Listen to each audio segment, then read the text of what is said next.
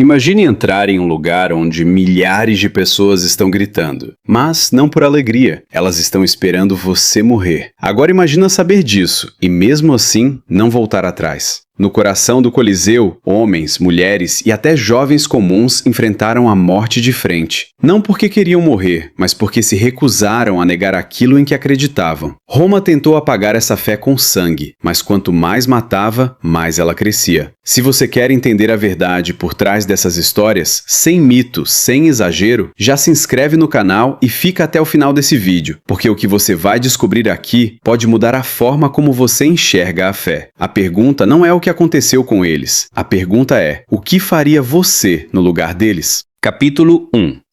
O nascimento do Coliseu. Versão documental. Roma, século I depois de Cristo. O maior império do mundo acabara de sair de uma de suas piores crises.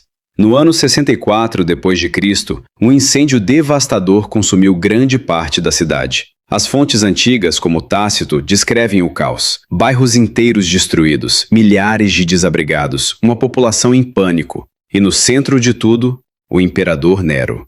Embora não exista prova definitiva de que ele tenha iniciado o incêndio, documentos históricos confirmam que ele se beneficiou dele. Após a destruição, Nero construiu a Domus Aurea, um complexo palaciano gigantesco, com jardins, salões luxuosos e um lago artificial. E isso é comprovado arqueologicamente. Escavações modernas em Roma revelaram restos das estruturas da Domus Aurea, sistemas hidráulicos sofisticados, áreas que confirmam a existência do lago artificial onde hoje está o Coliseu. Ou seja, isso não é lenda, é evidência física.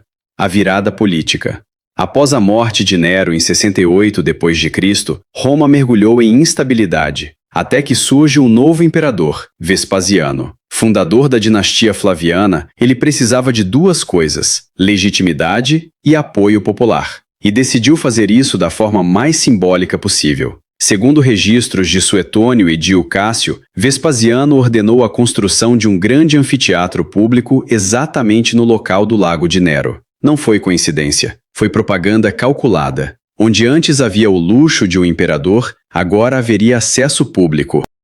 A construção. Dados arqueológicos. A construção começou por volta de 72 depois de Cristo. E aqui entra a parte que impressiona até engenheiro moderno. O Coliseu foi construído com travertino, pedra calcária de Tivoli, tufo vulcânico, concreto romano. Sim, eles já usavam uma versão disso. Tijolos e argamassa. Estudos arqueológicos mostram que cerca de 100 mil metros cúbicos de travertino foram usados. Blocos eram unidos com grampos de ferro, muitos removidos na Idade Média, por isso há buracos visíveis hoje. O transporte era feito por sistemas de estrada e tração animal. E agora o detalhe que pouca gente gosta de lembrar.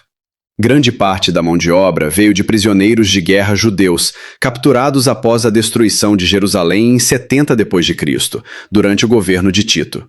Isso é apoiado por fontes históricas e pelo contexto da vitória romana na Judéia. Ou seja, o Coliseu não é só engenharia, ele também é resultado direto de guerra.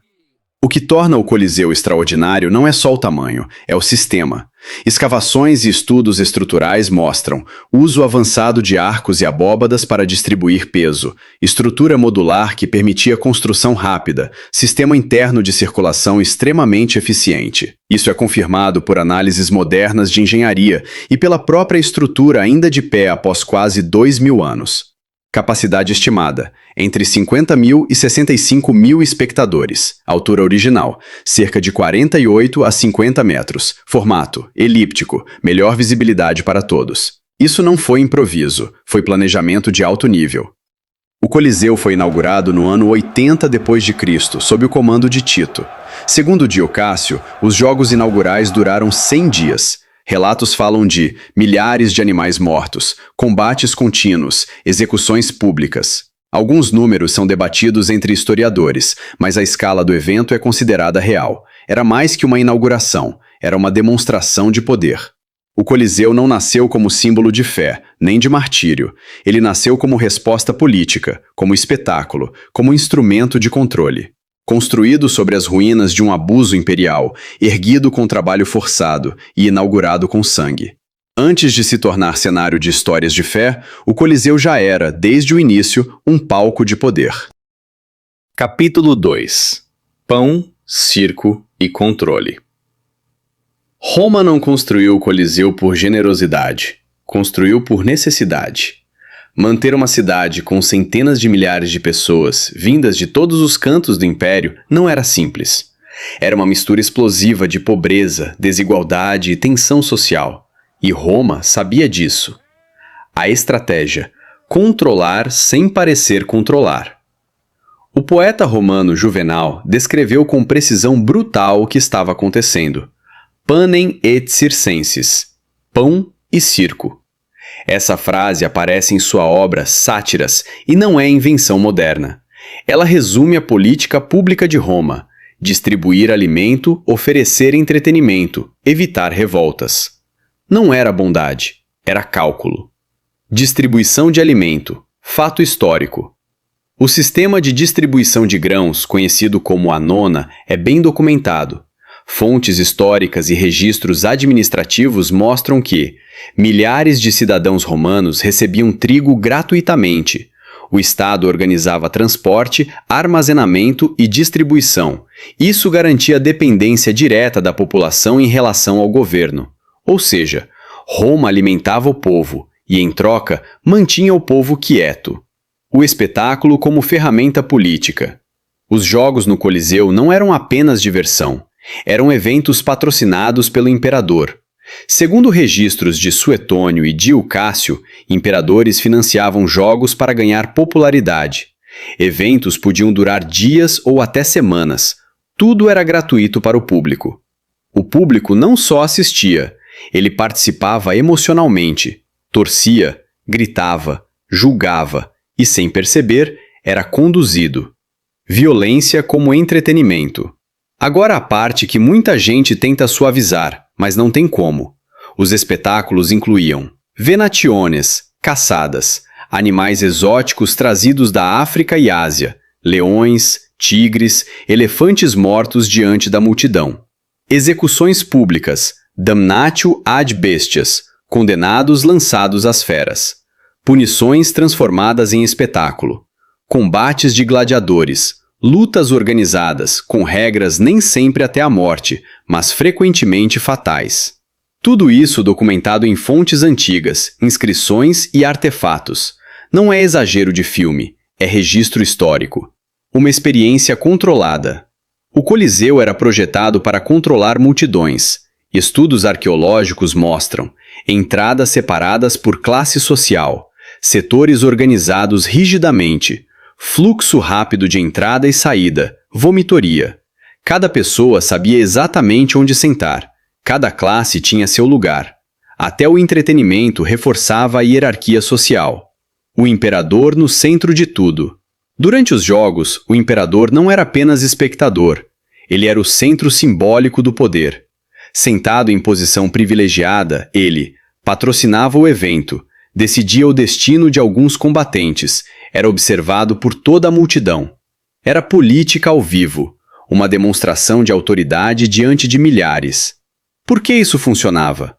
Porque atendia a 3 coisas básicas do ser humano: necessidade de sobrevivência, comida; necessidade de emoção, espetáculo; necessidade de pertencimento, multidão. Roma oferecia tudo isso e, em troca, recebia obediência. O Coliseu não era apenas um palco, era um sistema. Cada luta, cada morte, cada aplauso faziam parte de algo maior, um mecanismo invisível de controle social. Antes dos cristãos entrarem na arena, Roma já havia transformado o sangue em ferramenta de poder.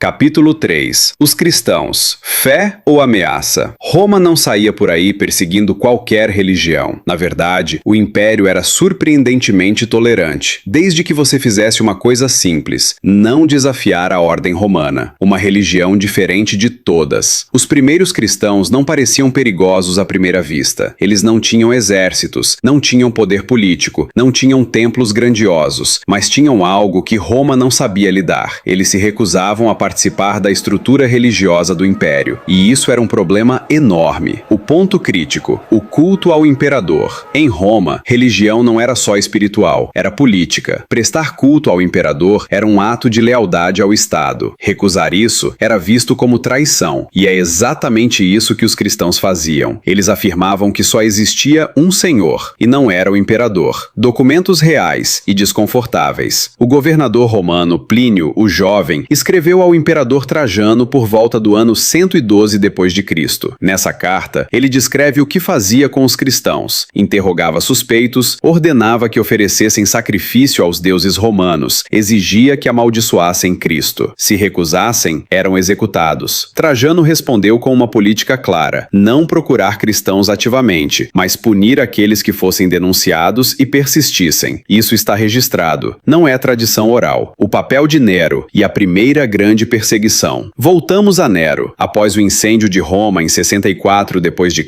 ele precisava de um culpado. Segundo Tácito, ele escolheu os cristãos. E o que vem depois disso é difícil de ignorar. Cristãos foram presos em massa, executados publicamente. Alguns foram queimados vivos para iluminar jardins à noite. Tácito, que não era cristão, descreve isso com certo desconforto. Ele deixa claro que a punição parecia excessiva, ou seja, até romanos achavam que aquilo tinha passado do limite. Por que os cristãos eram odiados? Não era só religião, era percepção social. Os cristãos eram vistos como ateus, por não adorarem os deuses romanos. Estranhos, reuniões secretas, perigosos, não participavam da vida pública religiosa. Além disso, rumores circulavam, canibalismo, má interpretação da Eucaristia, práticas imorais, nada disso comprovado, mas suficiente para gerar medo. Perseguição não era constante. Aqui entra um detalhe que muita gente ignora. A perseguição aos cristãos não era contínua, não acontecia da mesma forma em todo o império, variava conforme o imperador e a região, às vezes intensa, às vezes quase inexistente, mas sempre possível, e isso criava um clima de tensão constante. E o Coliseu? Agora a pergunta que todo mundo quer responder rápido demais. Cristãos morreram no Coliseu? Resposta honesta: provavelmente sim, mas não exclusivamente. O Coliseu era usado para execuções públicas, e cristãos, quando condenados, podiam ser executados ali, mas não era um lugar exclusivo de cristãos. Não existem registros detalhados dizendo X cristãos morreram ali. Muitas histórias vêm de tradições posteriores, ou seja, a associação existe, mas precisa ser tratada com cuidado. Uma fé que não negociava. O que tornava os cristãos diferentes não era só o que acreditavam, era o que se recusavam a fazer. Eles tinham uma escolha simples: negar a fé e viver, manter a fé e morrer. E muitos escolheram morrer. Isso não era comum na mentalidade romana, e isso causava algo inesperado: respeito. Roma não via os cristãos como mártires, via como problema, um grupo que não se dobrava, que não participava, que não obedecia totalmente. E para um império baseado em ordem, isso era inaceitável. A perseguição não começou no Coliseu, mas foi lá que ela se tornou espetáculo, de verdade. Capítulo 4. Quando a morte virou testemunho. Roma queria silêncio. Queria medo. Queria que cada execução no Coliseu fosse um aviso. Não desafie o império. Mas com os cristãos não funcionou assim. O que Roma esperava? O sistema era simples: exposição pública, dor extrema, morte humilhante. A ideia era quebrar o indivíduo diante da multidão, transformar a execução em lição. E normalmente funcionava, mas nem sempre. Uma reação inesperada. Fontes cristãs antigas, como relatos de martírios, descrevem algo que chamou a atenção até de observadores externos. Cristãos não imploravam, não tentavam negociar, não negavam sua fé. Isso não significa ausência de medo, significa decisão. E isso era estranho para a mentalidade romana. Registros históricos. O caso de Policarpo de Esmirna, século II, é um dos mais conhecidos. Segundo o relato do seu martírio, foi pressionado a negar Cristo, recusou, foi executado publicamente. A famosa frase atribuída a ele: "Há 86 anos sirvo a Cristo, e ele nunca me fez mal. Como posso negar meu rei?" Pode ter sido estilizada no relato, mas reflete uma tradição consistente: a recusa em renunciar à fé mesmo sob ameaça de morte. O impacto disso. Agora pensa como isso era visto por um romano comum. Você está na arquibancada, esperando. Gritos, desespero, súplica. Mas vê alguém, calmo, firme, disposto a morrer por algo invisível. Isso quebra a lógica do espetáculo. A execução deixa de ser só entretenimento, vira questionamento. Nem todo mundo ignorava. O historiador Tertuliano escreveu algo provocador. O sangue dos mártires é semente. Ou seja, quanto mais cristãos morriam, mais a curiosidade aumentava. Mais pessoas queriam entender. O que faz alguém morrer assim, sem recuar? O efeito contrário. Roma queria intimidar, reduzir, apagar. Mas em alguns casos conseguiu o oposto. Deu visibilidade, gerou curiosidade, fortaleceu a identidade cristã. Isso não aconteceu de forma instantânea, nem uniforme, mas aconteceu. O Coliseu como palco involuntário. O Coliseu foi feito para glorificar Roma, mas acabou também sendo cenário de resistência, palco de testemunhos, símbolo reinterpretado ao longo do tempo. Não porque Roma quis, mas porque não conseguiu controlar tudo. Historiadores reconhecem: perseguições aconteceram, execuções públicas ocorreram. A postura dos cristãos chamou atenção. Roma tentou transformar a morte em espetáculo, mas diante da arena, alguns transformaram a morte em mensagem. Não de poder, mas de fé. E sem perceber, o império começou a assistir algo perigoso. Pessoas que não podiam ser controladas nem pelo medo. Capítulo 5. O espetáculo da morte. Como funcionavam as execuções? O que acontecia dentro do Coliseu não era improviso. Não era jogar gente lá e ver no que dá. Era um sistema cuidadosamente planejado, quase industrial, de entretenimento baseado na morte. E sim, isso diz muito sobre o ser humano. A logística da morte. Antes de entrar na arena, os condenados, incluindo cristãos, eram mantidos em áreas subterrâneas chamadas hipogeu, rede de túneis e salas sob o Coliseu. Ali havia celas escuras, jaulas com animais, plataformas elevatórias, portões mecânicos. Tudo projetado para criar surpresa dramática. O público não via o preparo, só via o show. Tipos de execução. Nem todo mundo morria do mesmo jeito. Roma tinha criatividade para o pior tipo de coisa. 1. Damnatio ad bestias, condenação às feras. Essa era a mais famosa e a mais associada aos cristãos. A vítima era colocada na arena. Animais famintos eram soltos: leões, tigres, leopardos, ursos. O objetivo não era só matar, era causar medo, tensão e espetáculo. Muitas vezes os cristãos eram amarrados, não tinham armas, estavam feridos antes mesmo de entrar. Era execução, não luta. 2. Execuções teatrais. Roma achava uma boa ideia transformar morte em teatro.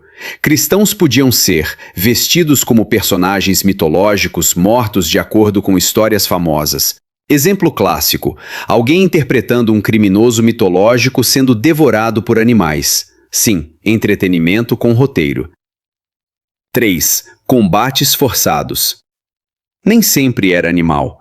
Alguns cristãos eram obrigados a lutar entre si, enfrentar gladiadores treinados. Spoiler histórico: não era justo. O papel da multidão. Agora entra a parte mais desconfortável. O Coliseu podia receber 50 a 65 mil pessoas. E essas pessoas gritavam, aplaudiam, pediam mais sangue. Não era só o imperador, era o povo. Horários das execuções. Roma organizava isso como uma agenda. Manhã, caça de animais, venationes. Meio-dia, execuções públicas, onde os cristãos frequentemente entravam. Tarde, lutas de gladiadores. Ou seja, cristãos eram mortos no intervalo do almoço da população. Isso diz tudo. Testemunhos históricos. Algumas descrições antigas ajudam a entender o nível disso. Tertuliano escreveu que os cristãos eram entregues às feras, queimados ou condenados ao espetáculo. Sêneca, mesmo não sendo cristão, criticava execuções ao meio-dia, onde homens eram mortos sem defesa apenas para entretenimento. Eusébio de Cesareia relatou perseguições onde cristãos eram mortos em massa e enfrentavam animais em arenas. O elemento psicológico.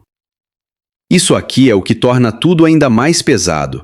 Os cristãos sabiam o que ia acontecer. Eles ouviam os gritos da multidão antes de entrar, escutavam os animais, viam outros morrerem antes deles, e ainda assim, muitos se recusavam a negar sua fé. Não por falta de medo, mas por convicção. Realidade versus mito. Agora, sem romantizar, nem todos os cristãos morreram no Coliseu. Nem todas as execuções foram lá. Nem toda perseguição era contínua, mas, sim, cristãos foram executados em arenas. Sim, isso fazia parte do sistema romano. Sim, o Coliseu simboliza esse tipo de violência. Se você chegou até aqui, ajude esse vídeo a chegar muito mais longe. Curta e deixe seu comentário, assim o YouTube vai entender que o assunto é relevante e entrega a mais pessoas. Jesus te abençoe.